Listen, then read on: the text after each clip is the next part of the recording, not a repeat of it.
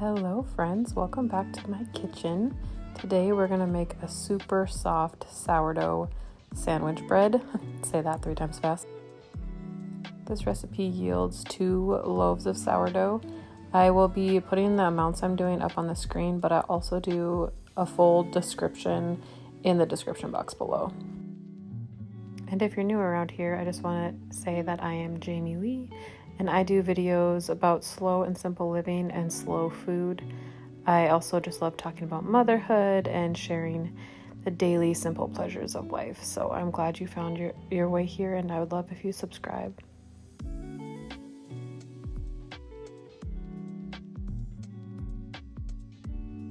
As you're whisking your flour and your milk together, make sure you keep an eye on it so you don't almost burn it like I did.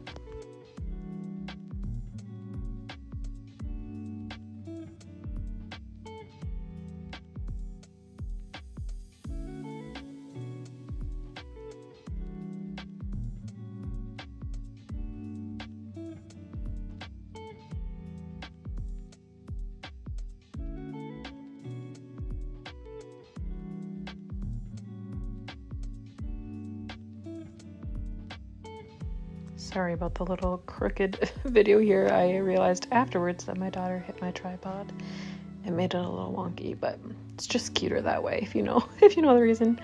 But right now we're just going to add all of the ingredients except that flour and milk mixture together in our bowl.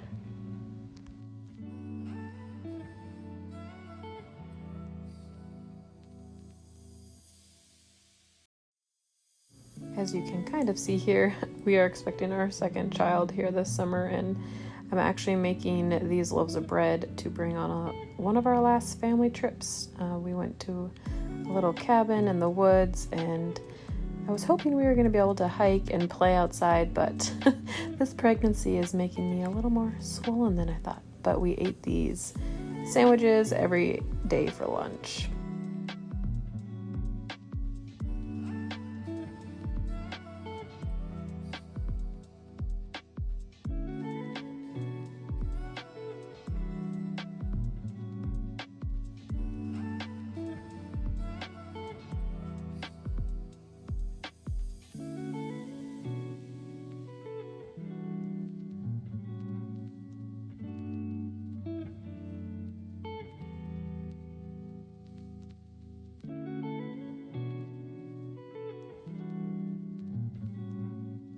Now you can go ahead and add your bowl to your stand mixer with the dough hook attachment.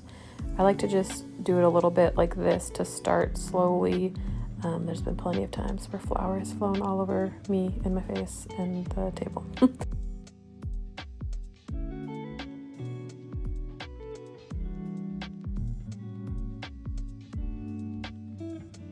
Just let that mix for 10 to 15 minutes on a medium speed. It'll look like this, and then you can tell it's ready when it looks like this. Now we're just going to remove the dough hook and the bowl.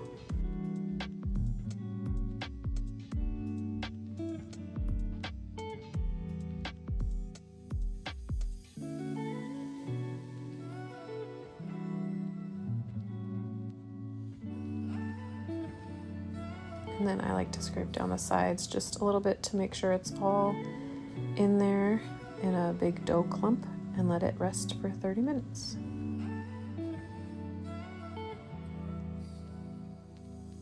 You can just keep it in that mixing bowl if you'd like to save on dishes, but I like to put it in a clean and clear container just so I can see how much it has actually risen. It just helps me know when my dough is ready to shape.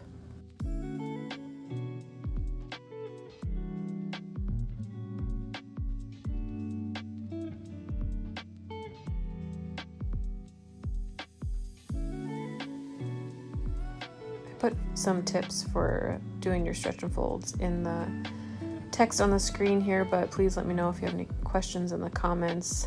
It's one of those things that you just kind of get a feel for as you do it more and more.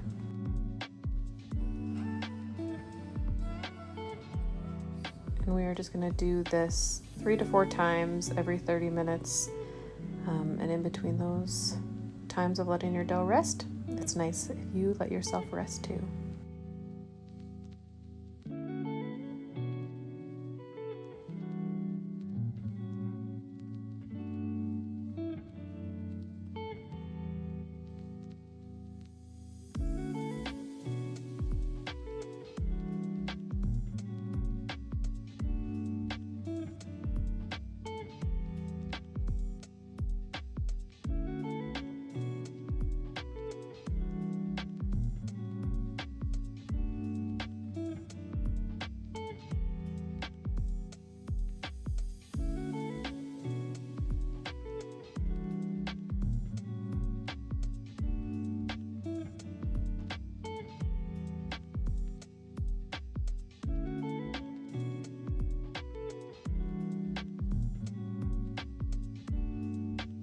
I started this little trick when I was doing a micro bakery for a bit, and I like to just mark it with a marker like this so I know where it was, and then you can tell how much it has risen in the time that you need it to sit there and bulk ferment.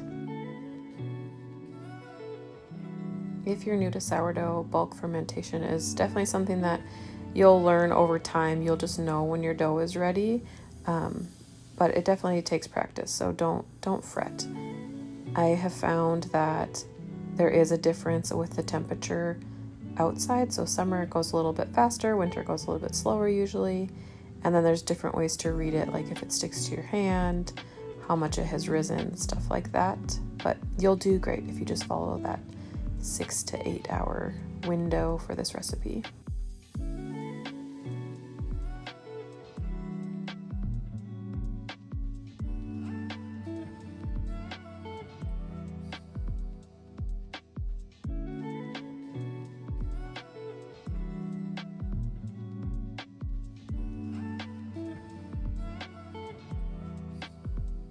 Also, a quick little apology for this next part. I didn't notice that my camera ran out of space, so I'm just gonna pre-shape these into the dough balls and allow them to rest for 15 to 30 minutes, but you don't fully see that process.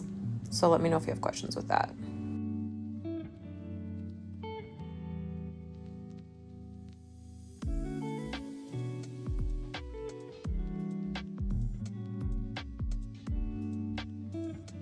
And since we are making a sandwich loaf bread, I'm just going to assume that everybody is going to be making a regular sandwich loaf shape. So that is just what I'm doing here, and I'm going to place them in my proofing baskets. And something else that I learned in my micro bakery time that has saved me so much in making sourdough is you can keep them in your proofing baskets in your refrigerator for up to 5 days. They just do a really slow ferment. I wouldn't go much longer than 5 days, but I love to make it and then I will bake it the next day because the process can just get really long and tiring sometimes.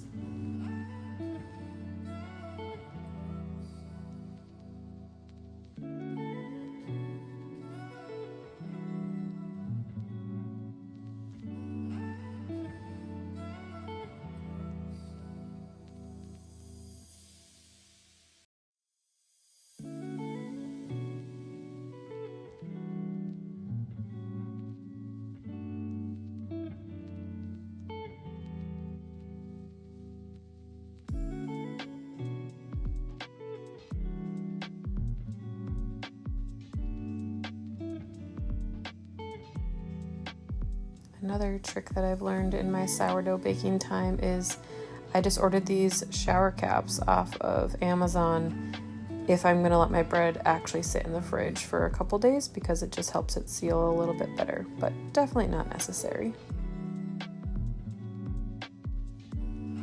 And you'll see here I'm going to spray the loaves with some water, and then I love to do, this is how we do all of our bread now. I don't really make the round pretty loaves that much anymore because I love the way the crust turns out when I do this double loaf pan method. So you just place another loaf pan right on top of your loaf, and then you just take it off halfway through the baking time.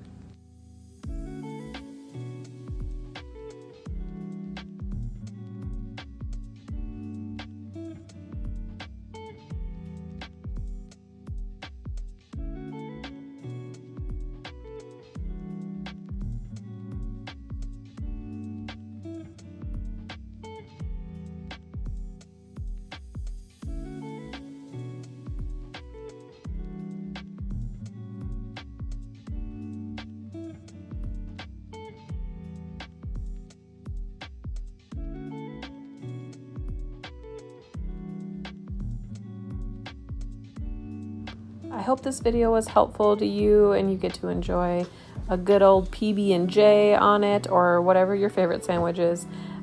It's also great for toasting, but let me know any questions you have in the comments below. Thanks, guys. Can you say thanks, friends? Thanks, friends.